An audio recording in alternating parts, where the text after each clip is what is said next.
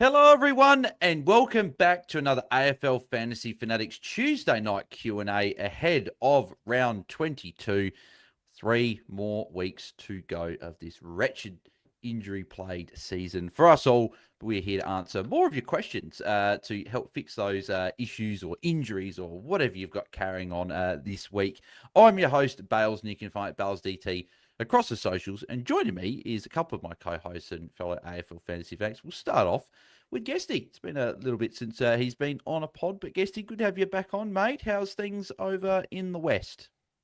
Mate, life is good. Life has been pretty busy of late. I've had a lot of things like end of financial year, functions, bloody board meetings, all that kind of stuff, right? So, plus thrown in there was a little trip to Bali a couple of weeks back with the kids for school holidays. So, yeah, look, I mean, I think the other thing is I'd be well and truly done with fantasy by this time of the year. I think the way that this year's gone, but I've been having a couple of decent weeks last few rounds, so it's kind of kept me interested a little bit. Yeah, exactly. I saw you on your Facebook story, Instagram story, in the tux, and I was thinking, is that Tim Guest or is that Tim Bond? I was like, what's Oh, going on there? Jesus, But mate. Look out. Tux is looking good there. So, mate, looking sharp. So, which is good, and hopefully sharp towards the last 3 weeks of the season for fantasy as well. And joining us as well is Tom. I gave him the night off on the Monday. Felt like a work boss and saying, Tom, you can have the night off and you can jump on the AFLW pod with us and obviously back on tonight. So, Tom, good to have you back on, mate. How are you? Yeah, back. Another podcast. I'm in full AFLW prep mode at the minute before that season gets underway on Sunday. So bear with me because my team's in the drain, but I hope to give some great end of year advice for 3 weeks to go and hopefully some different names to suggest, which might help you go against the grain and make some ranks up or win some mealies, because that's what we're all here for. Yeah, exactly. You're either in the hunt for a hat or the Tundra or prizes there, or you're in the hunt for a mini league, or you might be, in my case, in the hunt for a Content Creators Cup prelim final win because the fixtures are out for that, Guesty. So obviously, your baby, the Content Creators Cup, and it's me up against Jordy and Taezer up against Holmesy. So it is a fantasy fanatic versus pod head-to-head battle to see who can take it out. So how have you found the Content Creators Cup this year, Guesty, with those 4 teams left when there's 2 from one pod and 2 from the other? Yeah, look, it's been an interesting year for the content creators, hasn't it? It's interesting to see how we've all done, and it's just been a really challenging year. But look, I love how everyone gets around it. I love the fact that we can give some money to charity.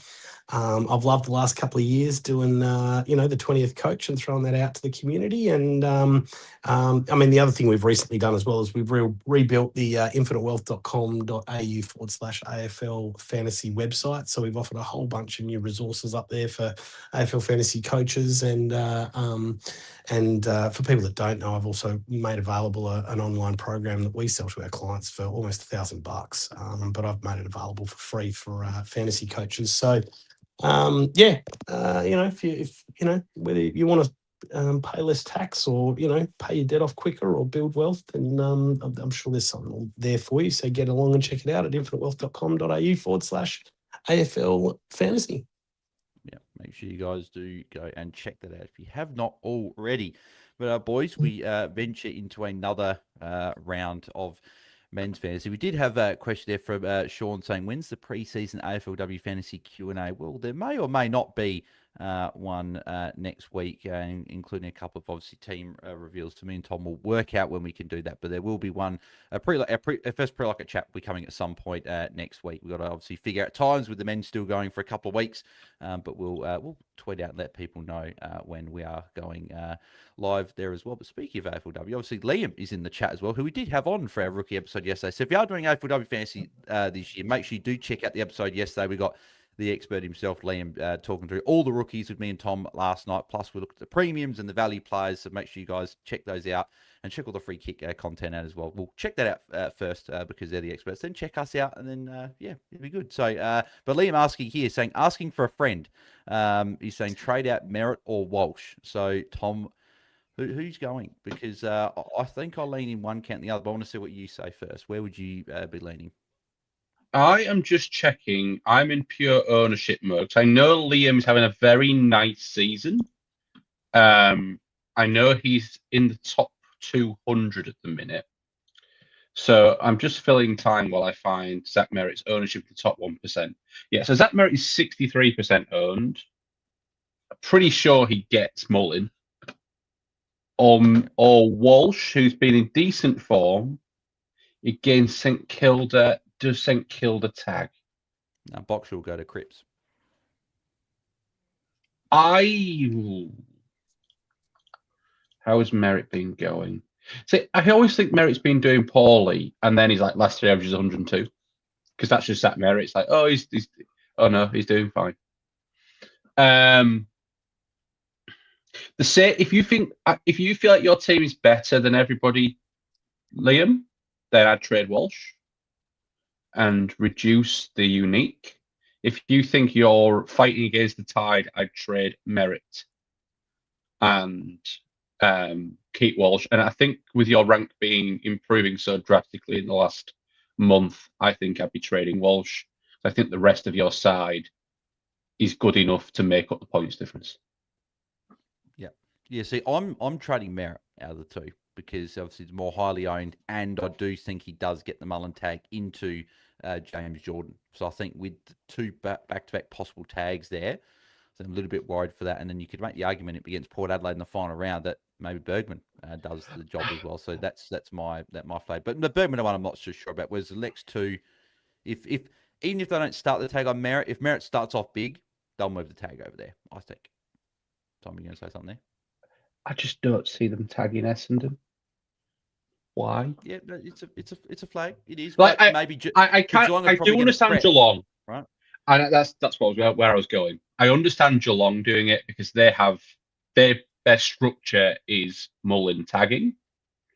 That is what they play their game as. Jordan tagging, I think, is more of a because he doesn't tend to go CBA tag. He tends to join them around the ground. You can definitely trade Merritt.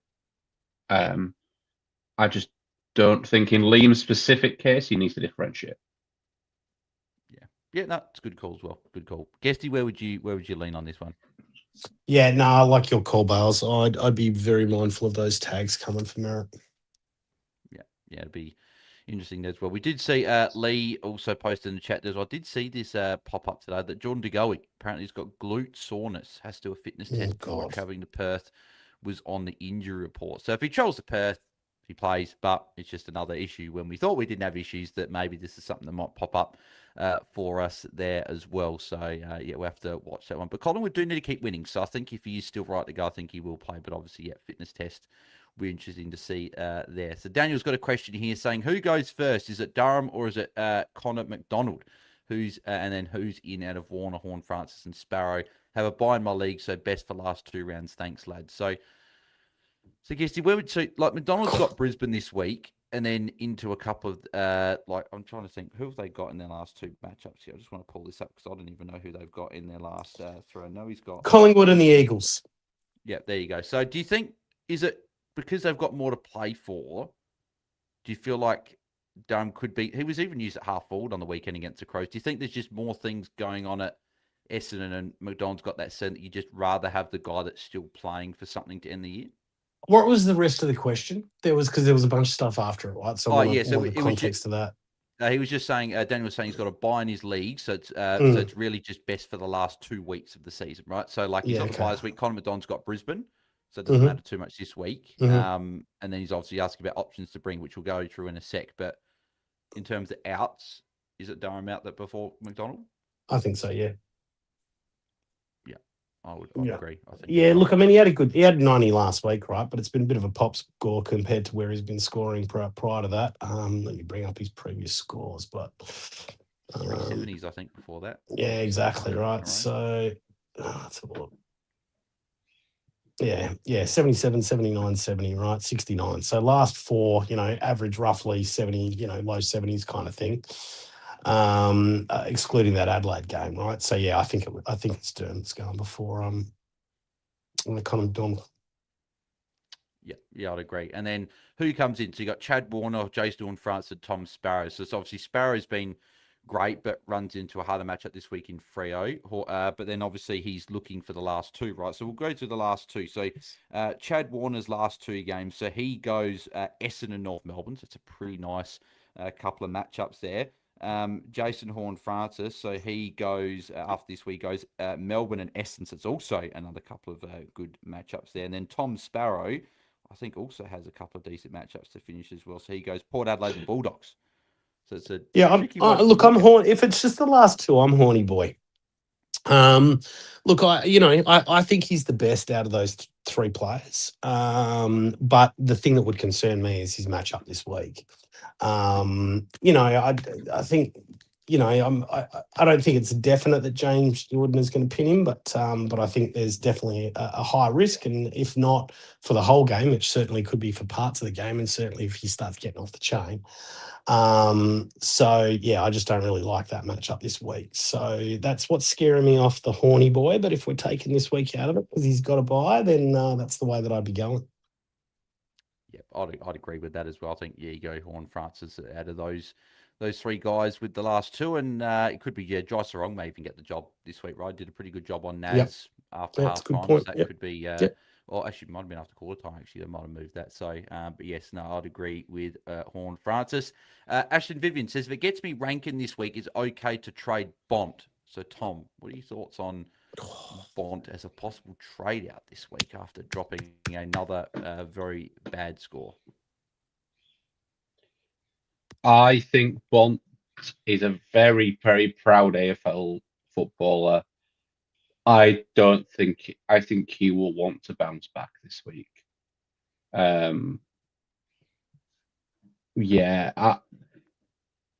North under the roof on Thursday night.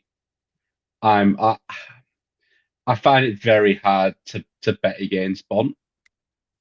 I would maybe look at other routes. Ashton. The only advice I'd give is there's only 3 weeks left. So there's no point in having like Fitzgerald and Herbert and the next guy on your bench. You can trade 2 of them.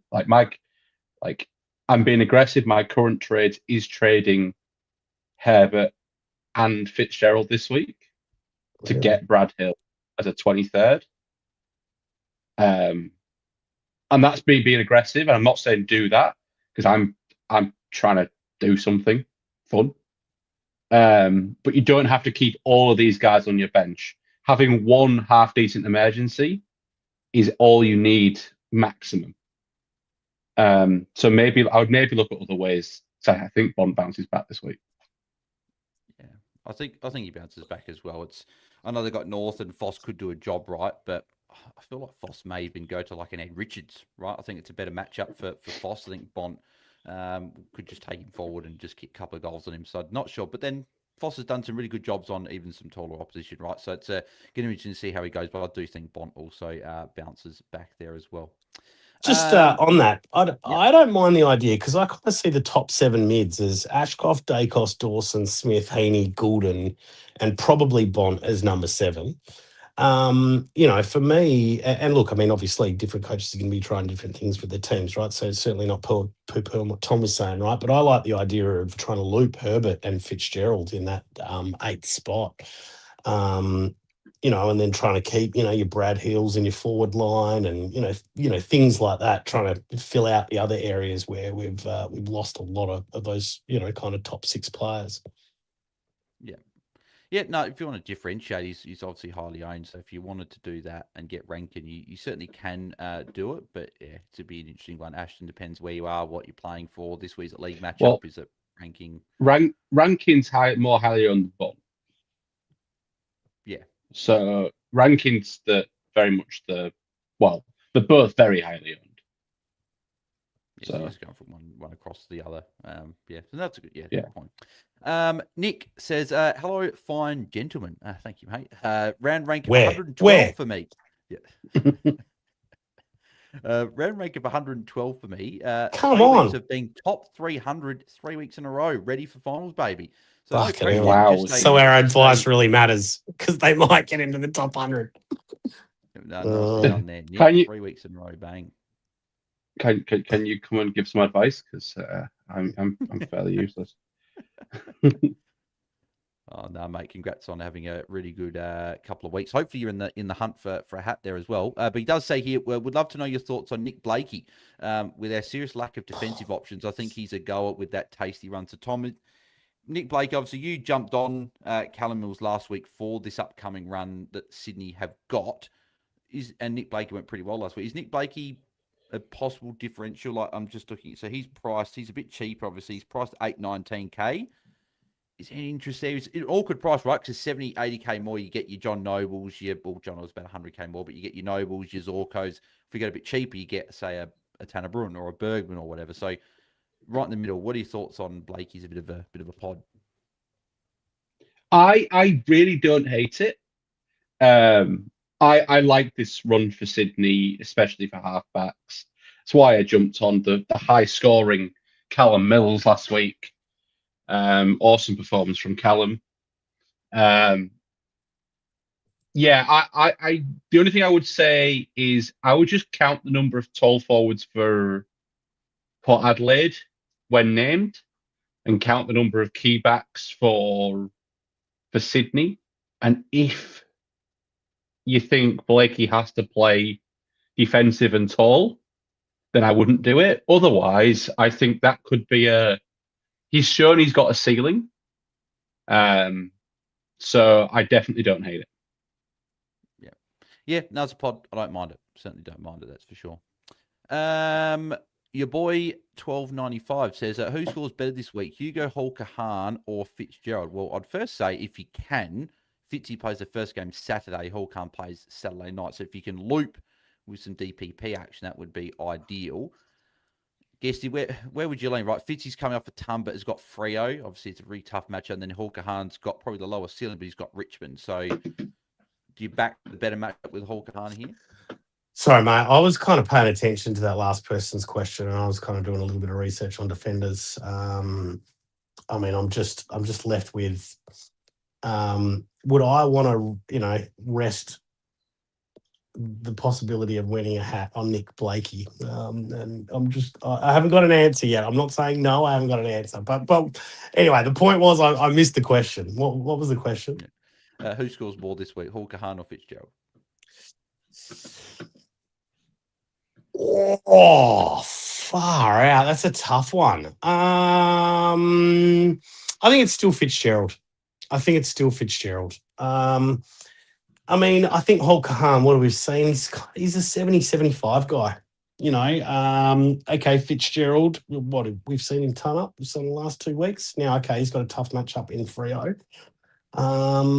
But I think there's still a chance that he goes pretty well. So, look, maybe 70-75 is his floor, So, I'd probably be leaning Fitzgerald. What do you think, Bus? It's tough, right? Because, as you said, Fitzy's got the ceiling, but Hall-Kahan's got the matchup. So, it's. I'm looking at what Herbert did to Richmond last week. I know that Herbert and Hall-Kahan are different players, right? But I guess it probably, honestly, look at teams. If Rory Laird's in for the Crows, that could sway me possibly to Fitzy if Laird's backing. So that's another name to come in, bit of a squeeze back in defence. So that may make the thing.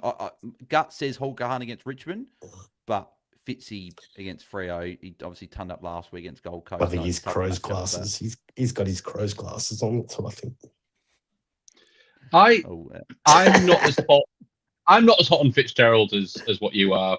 All right, fucking 2-on-1 then. Go on. No, because I'm just going to go. This is Fitzgerald's scores in his last 6: 40, 70, 100, 40, 60, 100.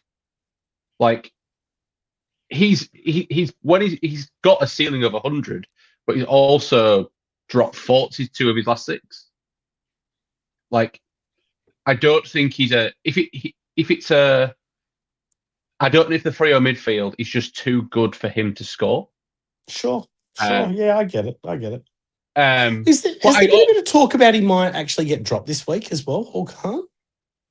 Well, I keep floating this, but that's Well, me. there's chatter like with Laird coming in, who makes ways at Hall Kahan, Yeah. whatever. But I still think Hall Kahan's in the best side, like watching like the run and Oh, carry that he gives, particularly with Miller still out as well. When Miller is back, which won't be for another 2 to 3 weeks, that was in the injury report tonight. So yeah, he's got to go for those like me that had to hold him last week due to other forced trades there. So yeah, it's an interesting one. As I said, your boy, if you can loop and you can have a look at Fitzgerald's score first, that is obviously the ideal scenario. Ideally, that's what you want to do, isn't it? Yeah, exactly. I like this question from Zach Holmes here as well. He's asking Heaney or Dunkley. I guess I know we were chatting about these two as well the other day. Like Heaney's got a really nice run home. He's got Port, Essendon, North Melbourne. I do wonder if Bergman does the role this week like he did, I think it was last year when they played and Bergman was in the midfield. I'll probably lean Dunkley, but are you of differing opinion? I know you're a Heaney owner.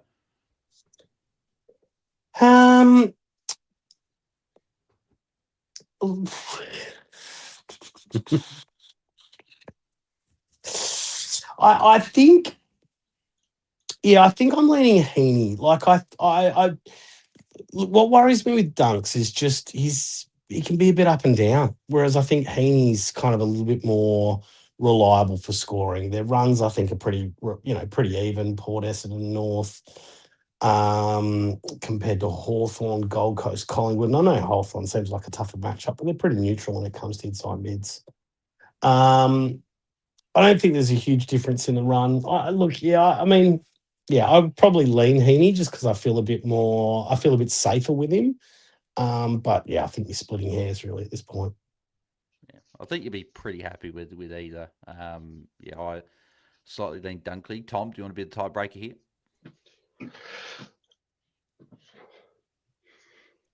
I think the last two for Sydney are so nice.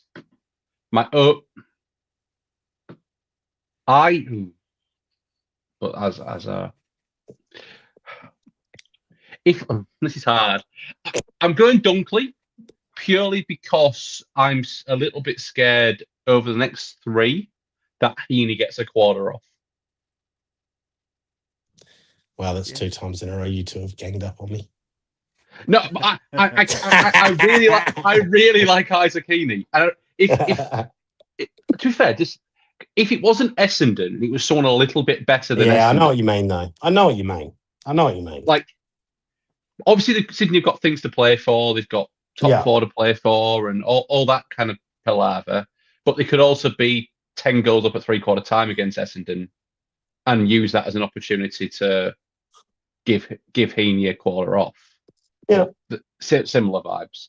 Yeah, because he's the first one that comes off along with Grundy, right? They're the two. They come off and they rest.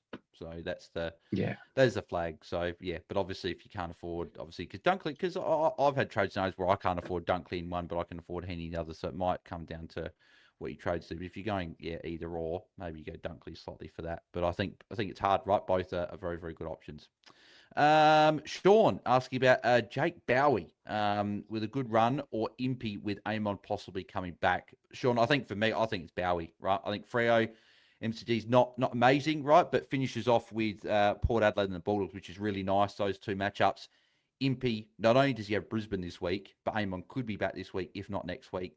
We know that he's not a high scorer when both of them, he can have pop scores, but he's not consistent like he has been the last month or so without Amon. So I think for me, I'm Jake Bowie and going a little bit unique and hoping he can go well in those last two matchups.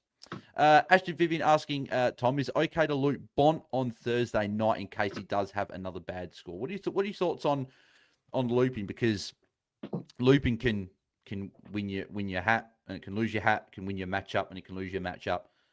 Like we've seen with the TOG threshold rule, that it could be a bit sort of dicey, but obviously with Saints being a relevant team later in the round, you could have an emergency later in that game and probably fix it. So are you happy to loop Bond on the Thursday to have a look, or are you just backing him in and leaving an emergency for someone else? No, I'm 100. If he's your midfield that you're scared about, I'm completely okay with that. One thing I would just say is I would want your red dot and the guy you're looping him with to be as late as possible in the round, so that you can just, with the top threshold roll, just throw your guy back on field. If they're as late in the round as physically possible, that would be great. But you can 100% loop on. Like, it's a looping, especially this year with the top threshold. It's a risk reward. But if you're worried about Bont's form, you're worried about Foss, you worry about his score, then 100% you can. Of course you can. Yeah. I shall be doing many of the loop this weekend. Yeah, exactly. I'll be doing a bit of loop action as well, I think. But I guess if you've got a Banfield or an Ison, that's perfect. They played last game of the round, so you should be good in that regard if you are looping. Big Bondi says, and I will go back to Tom for this one because unfortunately I have to, right? So he brought in Mills last week, which backfired. Does he go straight back out? I was ranked 153rd and now sitting 228 and feeling like I'll wreck my 8 chances. Alternatively, bring in Goulden for 2 rooks. I think alternatively, the second option. Yeah. Yeah, we've brought him in. I'm there with you, Big Bondi. I practice what I preach. You keep him because you bought him for the 4-game run, and you can't trade him out against Port Adelaide, Sandford team, into Essendon, into North. Like, I don't think Mills is the kind of guy who's going to get a rest. We just want him to get involved in some chip because he didn't do that last week. Yeah, exactly. When key backs are getting involved in chip and he's not, it's a stressful loan. Yeah, there's something going on. Something going on there. Shajil says, asking Guesty about who goes first out of the following. So we took Durham's an option, DeGoey or Murphy Reed. So out of those 3, instinct probably says you're keeping DeGoey, right? But obviously if there's a glute issue, then maybe that's something to be watching. But if it's Durham or Murphy Reed or DeGoey, where would you lean? Who goes out first for you?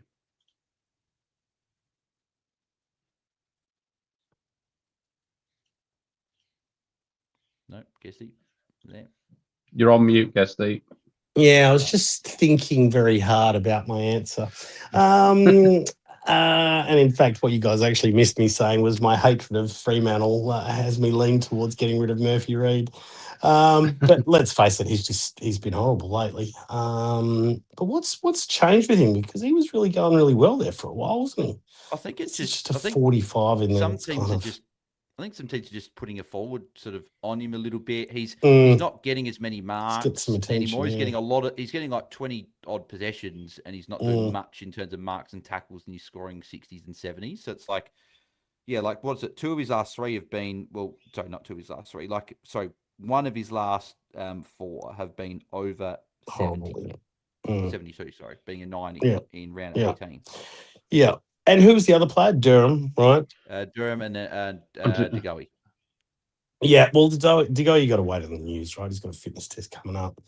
Durham, I think you could probably expect around about a 70, 75 from him. Probably not much better from Murphy Reed, but who Freo got this week? Melbourne. So it's not a bad matchup. Okay. Geelong. And Geelong, isn't it? Is it a GMHP or is it MCG? Let me have a look, actually. I'm not actually sure with that one. I think it's a GMHP. Yes, it is GMHP. Yeah, okay. And who was the third player? Murphy Reed. No, Murphy Reed, Durham, and who was the other one? Oh, DeGoey. Oh, yeah. Oh, yeah, look, I'd be hoping that DeGoey's all right playing up against the Eagles and you're bringing in him. That's what I'm hoping for.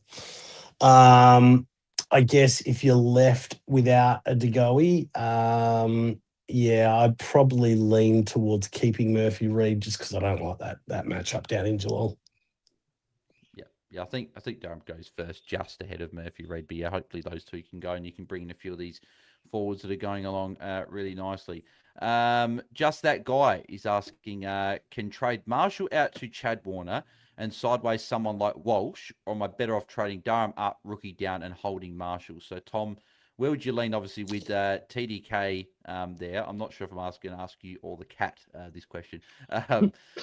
With TDK playing, and if anyone watching along, you'll get that reference. Yeah, Marshall obviously with TDK probably going to be there this week. Are you just him across to Warner and sideways a Walsh, or are you going a rookie down and Durham up to a forward? Kilda have Carlton.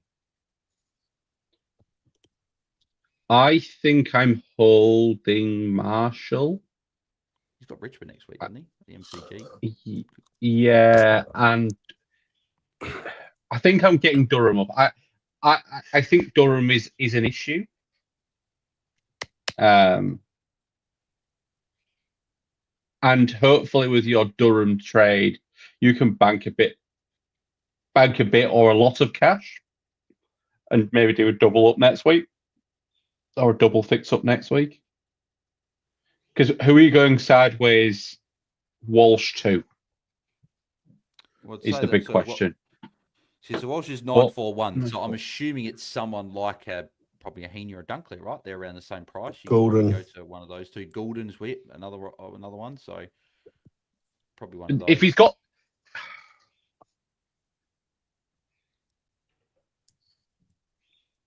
this is hard. I actually don't mind either option. This is what people are, I think, debating this week, right? Is are you doing a couple of sideways, or are you just going one? Look, you can't really make a decision now anyway, right? We've got to hear more about TDK. Like, we're kind of just debate. It's a tough choice, right? But we're going to debate something that's completely hypothetical, that's going to change in a day or two's time when we hear more about what's happening with TDK. So I don't think we spend too much time. We just, you park that one and we revisit it when we hear more.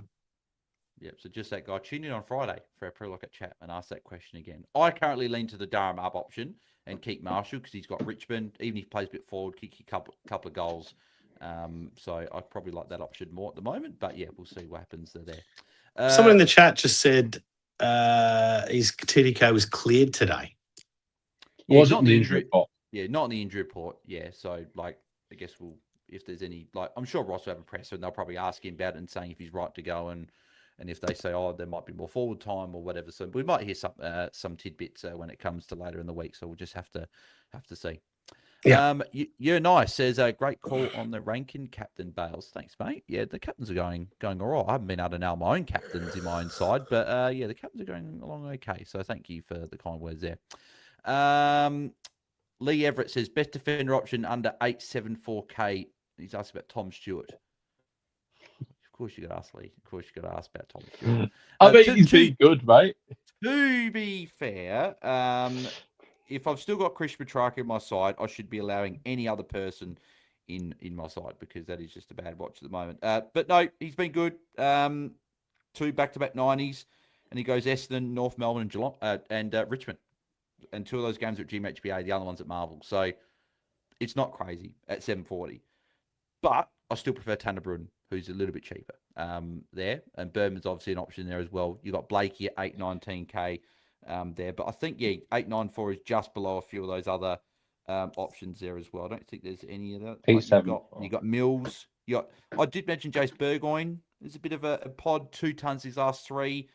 Sydney this week, but then Melbourne and Essendon to finish. That could be okay. So you got a couple options there that you could consider. So Tom, is there a particular option that you like more than the others? Not really. I think you're very much having a dart into the abyss of this. I've been shopping in this price bracket, and it's a bad place. So. Tom Stewart's as good as any option back there with the run to come. Yeah. The guy I'm looking at Bruin and Bergman, so I quite like those 2 as cheaper options there. If you wanted to go a little bit cheaper as well. Rob Seaver says, would Amon being back this week or next stop you from trading Impian? Yes, it would, because he's expensive. He's a bit more highly owned amongst the top coaches that have brought him in the last few weeks. So I would be, I'd be going to another option. Like he's priced up at 912k. Whitfield's 1k more expensive if you don't have him. I quite like Noble as well. who's 12k more expensive, I'd go then. You've even got a Bowie who's 6k cheap. So I think there's a couple of options, even Zorko there as well. If you want to take a bit of a punt there as well for 3 weeks, there I'd probably go for one of those as well. Nick's saying, get me on the pod, boys. I'm serious. I've got a pretty good chat, mate. We're always open to getting some guests on, mate. So, mate, might be able to make something happen there. What do we got here? Next one. Ashley would say, my idea at the moment is to loop Bont with Sarong because I think Fitzgerald tags Sarong. Thoughts? Yeah. If you loop Bont, you can have a look and see what he does. So, yeah, don't mind that. Don't mind that thought at all. Alistair Way to Heaven says, boys, stuck on which one? So Newman, who he had to hold last week, to Brad Hill, and Day to Brun, or Newman to Zorko and Murphy Reed to Brun. So I was going to go to Guesty for this one, but I know Guesty is not the fan of heaps and heaps of players and combos and this, that, and the other. I just can't hold 15 fucking players in my brain while I'm trying to figure it all out. So, Tom, where would you go? So Newman to Hill and Day to Brun, or Newman to Zorko and Reed to Brun? So it's Zorko, Brun, and Day versus Hill. So it's Day and Reed versus Zorko and back to the start. It's Hill and Murphy Reed versus Zorko and Day. I think I prefer Hill and Murphy Reed. Yeah. So the first trade, particularly with Day having Brisbane this week, it's a bit scary. And he's someone that, again, is just going to continue to get managed as well as they approach finals. So yeah, I think that I'd be agreeing with that option. You just lock in Hill. That would be where I'd be going as well. Alrighty. Next question is from Ashton Vivian. Asking, is Goulden a good VC option this week, or she's VC Thursday night? Well, make sure you tune in Thursday for the captain's video, because there is a lot of captain options this week. Just if you're not going to go in depth just yet, you got to tune in on Thursday to see that. But you got She's against the Dogs. You've got Baz against the Bombers. You've got Dawson against the Tigers. And you've got Dacos against the Eagles, just to name a couple of really nice matchups there. All the big dogs have got great matchups. So it's going to be really hard. And it's probably going to be something that's going to differentiate those coats at the top if they can nail that guy that has that big pop score. Or maybe there's a couple of the guys that go big, obviously, because it's some really nice matchups. So I think Goulden is again, is the solid option. Port giving up plenty of points. The SCG could go well if you want to go a bit of a different VC into maybe a Dawson or a Dacos if you want to go a bit different, but there is a lot of good captain options this week. So yeah, make sure you tune on Thursday for captain's video. Liam DMD says, talk me out of Zorko or not. Let's have some fun. So Guesty, are you going to talk Liam into Zorko as an option for 3 weeks, or are you going to talk him out of Zorko for 3 weeks? I'm talking him in. I'm like, why wouldn't you go for a bit of pork for the last 3 weeks of the year? I think he's definitely an option, particularly at his price. I mean, not that we're probably hunting for too much value at this time of the year, but I think he's got to be definitely in consideration, particularly with the amount of destruction we've seen in the defensive line as well. Yeah. I think Zorko, especially with Hawthorn to go as well this week, which have been giving up some points to defenders as well, then going into Gold Coast and Collingwood. I think it's a pretty nice 3-week stretch. So I quite like Zorko. Tom, are you going to talk Liam into Zorko out of it? If you've put the word let's have some fun, Liam. And that's Zorko is fun. It also might be fun that you wake up in the morning and hate, but at the time, it's very fun. Yeah. It's only a 3-week play, right? So you can have a look at it for 3 weeks and see how it goes there as well. Well, boys, we've actually got through. I was just about to say we've got through all the questions. We've got a couple more come through as well, which is good there as well. So if anyone's got any sort of couple of fun questions we end off, well, if you've got a fun question that's maybe not fantasy related, we can answer a couple of those as well just towards the end. But if we've got not as many questions, obviously, which is not surprising towards the back end of the year, we might wrap up a little bit early. Give almost, again, feel like a teacher here. Say Guesty and Tom can have, what they used to say in school, like the early 10-minute, like you can get out of school. So there you go. Yeah, But Chris says, is Marshall a must trade over Murphy Reid now that TDK has been cleared? So, Guesty, what are your thoughts with Marshall? So, sharing with TDK, right? So, I know, again, I'm sure we'll hear something from Ross. Like, he's not on the injury report, right? But Ross might say, we might play more forward this week to just make that hip injury issue that he had maybe sort of ease up a little bit. Or they might just say, we'll continue with the 50-50 split. But he's obviously got Richmond next week, right? So, it could be, even if he plays forward, could go quite well next week. Carlton's a decent enough matchup for Rucks as well. Who goes, Reid or is it TDK? Sorry, Reid or Marshall? Well, let's answer this a slightly different way. Let me throw it back to you guys. And look, I know the initial answer, but I really want to think about this. Who goes, Petrarca or Marshall? Petrarca. Get rid of Petrarca? Yeah. Petrarca makes your life feel better. Yeah. Yes. Yeah. Sure. Right. But it's a mental health play. There might be coaches out there though, but seriously though, right? Is that where we're going this week? We think that Marshall's going to score more than Petrarca. We probably think we're going to get a 70. We got a 50 out of Petrarca last week, right? But do we think that's what we're going to get this week? To me, that role has completely gone for Petrarca. It was forward. He had 5 CBAs and played 95% forward. Shout out to Fantasy Freako, put that one out. Was it Go Fantasy? One of the. Yeah, they're playing the kids through the guts. Like, I just think the role has completely gone, and he's playing as a forward. And he's not playing as a forward that he played for Melbourne a few years ago, where he was kicking 4s and 5s and still scoring tons of the forward. I just think that role has completely gone. Like Marshall, even with TDK, has been pretty consistent this year. Like, it's not been. He's kind of been like a 70-80 guy. He's had some floor scores, of course he has. But he's also had a couple of better scores, yeah. He's had a couple. He's turned up with TDK. He's had 50s, he's had 60s, he's had 40s. I that's what I said. He's had some low scores. 2 40s. Yeah. But guessing. Yeah. Like, if TDK is at very least sore, you expect Marshall to play more around the ball. Sure. And if he plays more around the ball against Carlton, he'll score. And that's what I'm hoping for. Look, I'm hoping that he does, right?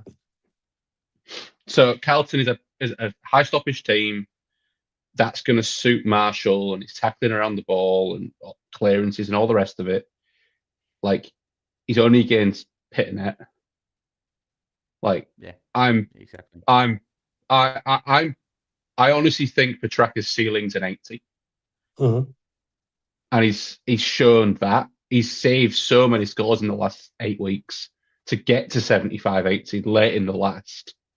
I think he kicked a goal in the last 5 minutes, 3 games in a row. I'm convinced, right? I'm convinced. So then that's lead this into the next part then, right? So should we be looking at trading Marshall this week or holding on to him? Like, what do you expect him to get this? I mean, this is where it's like we need a little bit more information before you can kind of make a decision about whether you're trading or holding, right?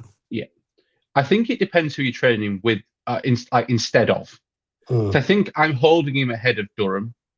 I know he got 90 last week, but it's been pretty disappointing, averaging 77 his last 5. I think I'm trading Murphy Reid. Okay, so that's a good right. So that tells me if you think that Durham's been averaging 77 over the past 5, and you're holding Marshall over Durham, that means that it tells me that you expect him to score more than 77. I do. I expect him to score in the 80s. Despite the fact that when you look at his splits from the last game, like what do you have? 2 30-point quarters and 2 single-digit quarters. Yeah. Like, that's what I'm worried about with Marshall. Like, if TDK is fine, like, Marshall could score a fucking 40 again. And Murphy Reid scored a 40 last week. Petrarca scored a 50 last week. Yeah. Like, it's forwards. Like, it's this. Marshall's gone from in the Horn Francis, Warner, Hill bin of forwards to the F5, F6 guys who we've ended up with who have not been our worst issue. Yeah. My preference of all of them would even be to get a 7th one. And just because and look, Yeah. that my trades this week involve getting a 23rd player because I think that is more useful than trying to nail 22 because there's not enough weeks left to get all the rubbish of my side up. So that's how I view this time, or trying to learn from my mistakes in previous years and how the best coaches in the game have managed this time of year. And trying to nail 22 players each week is really hard. If you've got 23 and 20, if you've got extra goes at it, that is a big advantage because realistically, people are going to have bad matchups. People are going to have bad roles, maybe with Marshall. But unless we hear TDK, Ross come out, and I doubt you'll say it, TDK's fine, number 1 ruck, Marshall's going to play more forward. If we hear that, then get rid of Marshall, no interest. But I think with the information we have is TDK is at very least a bit sore. Whether it's a corky or a bit more with his hand, with his leg. I'm for the hold over these other options. If your team is amazing and he is your F6 on what you think they're going to score, get rid of him and get one you don't have. Of course, you can do that. He's worth a lot of money. But I wouldn't be sidewaysing him to a speculator like a Myers. Because there's a very real world that Marshall outscores him this week. Yeah, exactly right. Exactly. Scoot Banksco says Heaney or Noble. Now, Tom, do you with Heaney, right? I like Heaney as an option, right? He's got a great run home, and obviously the slight flag, as you said about the maybe a rest. But is there any concern for you that with a Bergman tag? I know we know Heaney can get through a tag, right? But I think Bergman's a pretty nice match that can follow him into the forward line and in the midfield. Is that any worry for you? Would that lean you to maybe towards an over where, okay, Gold Coast, the mids and the forwards probably aren't great, but I can't remember which pod I heard on listening to them today, but maybe Gold Coast just chip the ball around the back. Maybe they chip it and just try and get these 3 games done out the way, which means Noble could go big. I think he's gone over 120 against every one of his last 3 opponents in the games that he's already played against them this year. So, again, Heaney v Noble, where would you go? I'm going to use my rule that I was speaking about in the previous. I'm just going to go through Noble's last 6. 62, 130, 68, 105, 61, 152. Yes, the direct correlation is the 60s were all against hard matchups and the 100s were all against easy matchups. But that is very, very volatile, to say the least. Yes. My brain is saying just go for the better player. But I do think Noble outscores him this week. And that is a real hard place to be. Yeah. It's crazy that I'd almost consider Noble as well, That's Yeah. And we'll go to my trades as well, but I'm considering someone over Heaney. I can afford Heaney in an option, but I'm currently considering someone else as well. So, that is something I'm considering. We'll go final couple questions. We do have a fun one there as well that I just saw as well. So if you've got any fun questions, we'll do 2 fun ones. If you want to put one in there, feel free. When Law Family... We'll get Bales to do another shot. People know the rules with the shots. Needs to be a $50 super chat. Because I don't like drinking. When Law Family Law Explain says Bales, any news on Sam Berry you're aware of? I just know this is a test, so we'll see if he comes in or not. I don't think that if he's right to play, I think he'll play. He had his week off last week, so I expect him to come back in. But I haven't heard anything sort of to say otherwise, right? So we'll see where it lands on there. What have we got here? That's right. Schulte had this question. I'll just skip over that one. Sorry, Schulte. Said, thoughts on going crazy on Cats players with the gorgeous run? Obviously, that's a shout out to Tom there. E.g. Myers, Stewart, Warple, Humphreys, and I'll add Brun in there as well. Don't mention Lawson Humphreys, please. Okay, the man will never, the man we won't speak of. Guesty, what are your thoughts on like Geelong? Obviously, you've got Essendon into North Melbourne into Richmond. These are sort of guys that you probably don't anticipate getting a rest. Maybe they have some management, possibly. But any of these guys, would they interest you with this run coming up? I looked at Tom Stewart today, mate. I legitimately did. Look, I think it's an option. Yeah, I know. But look, I think it's an option. And I think there's just a lot you can do at this time of the year, right? Depends on how your team's looking, how you're shaping up. You can, you might have a goal that you're working really hard towards and you're playing a straight bat and, or you might, just be like, all right, I don't give a shit anymore and I'm having some fun. But I think they kind of fit into that second category, and I think you could bring in, and there's some a legitimate reason to do it, and it'd be a bit of fun if it pays off, and good banter with the boys. Yeah, well, as I've said, I quite like the Tanner Bruin option as a pick with these three coming up. He's the sort of guy that in these matchups gets that extra tog there. So I quite like him. I think the other one you didn't mention there, Schultz, that I don't mind in the forward line. If you want to go sort of for a guy that's got a ceiling in a matchup like this, is actually he's been a bit up and down this year, so it probably isn't a huge amount of comments. But Sean Manor, so he's at 698, 65 last week's not great against Collingwood, but like he's got that ceiling, and in matchups against Essendon, North Melbourne, Richmond, seems like the guy that could pop a couple of big scores. So I don't mind him that you could maybe loop, as Tom said, if you've got a 23rd guy, maybe you could loop a Manor for that ceiling there on the bench there as well. As Tom said, don't mention Humphreys. I'm not on Humphreys. He's not the guy that shows that same hunger to really rack up that score. And we've seen that last few weeks. I thought he might have been able to, but hasn't been. Like Warple. I own him. I own him. You've been watching. It's horrible. Exactly. I had a 50-50. Him or Impey were next to each other. And I was flip-flopping all week. That went well. See it like beach balls.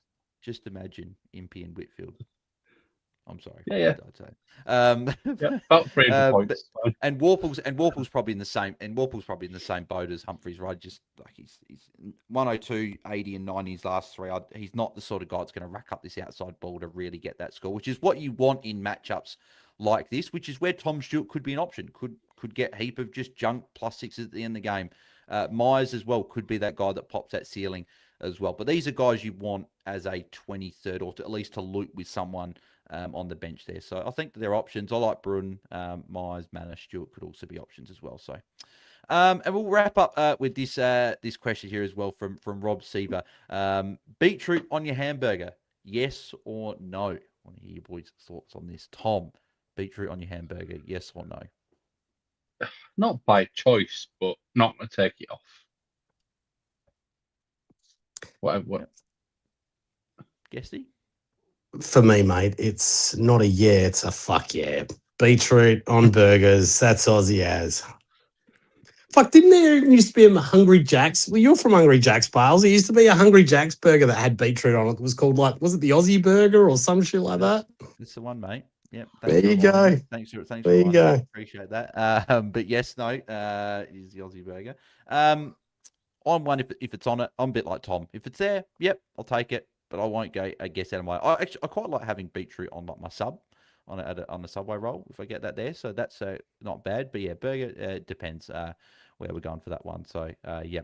Damon just asked about thoughts on Laura Gardner hip soreness weekend. Well, me and Tom will talk about that a lot more throughout the next couple of episodes on obviously AFLW fantasy pods. But yes, no, just something to consider.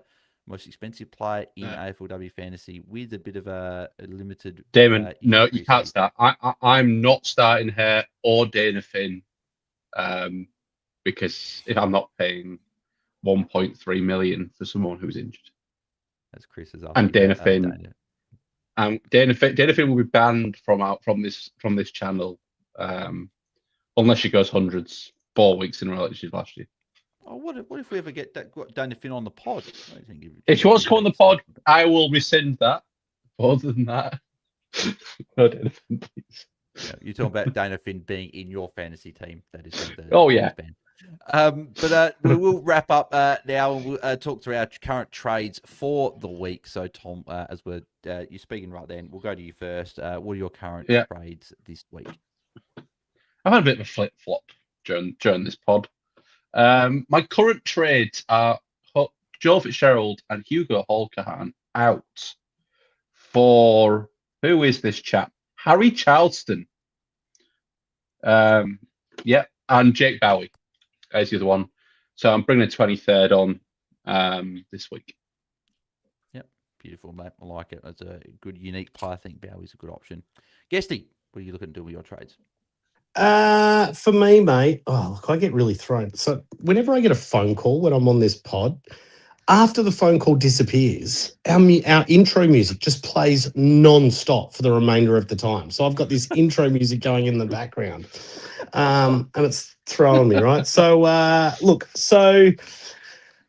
no forced trades for this week, right? Except me. I had Finn Callahan still lingering from last week. So he's got to go from me. He'll go to, I don't know what even his first name is. Oscar Ryan or whoever it is, $268,000 defender. And then, Petrarca will go out for me, bring in Errol Goulden. So, and that'll still leave. I'll be looping in M8. And and I've got Durham sitting at F6, so I'm a little worried about that. Yeah, I like those moves, mate, as well. For me at the moment, I've still got Miller to deal with as well, and I was partly hoping he'd be listed maybe 1 to 2 weeks, maybe trying to get him back for that Freo game, and I could have maybe looked at a possible 1 week hold and traded around it, but I think he's obviously got to go for his 2 to 3, could be rest of the home and away season he might be finishing out. So for me, he's going, and I want to try and I want to do a bit of a sort of fix up of Petrarca as well on the same end, right? So obviously looking at a couple of the options out at the moment. I've currently got Tanner Brun coming in for Wayne Miller, and then I've got Petrarca going up to Chad Warner at the moment, with a forward still playing in my midfield with the ability to loop Fitzgerald, loop Holcahan, and see if one of them pops a score, and bring them on for even like a Filippo or someone like that. Obviously, with Brad Hill being the guy I can flick around. So I think I'm doing that. Heaney's been the other guy I can afford, but I'd have to get Bergman, and Heaney. I'm currently Brun and Warner to then get a bit of flexibility for next week with trade-ins to hopefully get an Ashcroft or a Dunkley. That'd be the two I'd like, but I'm 18k short of Dunkley, unfortunately. Cool. Alrighty. Well, that'll do us for another Tuesday night Q&As. Thanks to all those that sent through their questions. We got through all the questions, which is good. Going through all those questions there. So, Tom, where can the people find you across the socials and your team name for foes if people are still adding us to foes 3 weeks to go? Yeah, on foes on AFLW, Bomb United. And if I'm on exit, Tom_Hales_. Thank you, mate. And Guesty, when the people find you across the socials and your team name for foes? Guesty's Gerbils at Tim Guest AU. Beautiful. Thank you, mate. And you can find me at BAILSDT across the socials, us at AFL Fantasy Fans on X, and my team name is BailsNails for either AFL or AFLW if you'd like to add me to foes there as well. But thanks everyone for tuning in. I'll be up with all the usual content throughout the week, and we'll be back on Friday for our pre-lockout chat. As always, so make sure you guys tune into that to get any last-minute questions answered ahead of Friday night footy. But anyway, thanks everyone for tuning in. Make sure you smash a like on the video if you did enjoy. Subscribe if you haven't already. We're just over 100 subscribers as well from 5K, so we're creeping closer. So end the AFLW season, that's our big goal, 5K. If you can get us there, that'd be very much appreciated. 5-star rating and review wherever you get your podcast, and we'll catch you guys on Friday for a pre-lockout chat. So thanks everyone. We'll catch you then. See ya. Bye. See ya.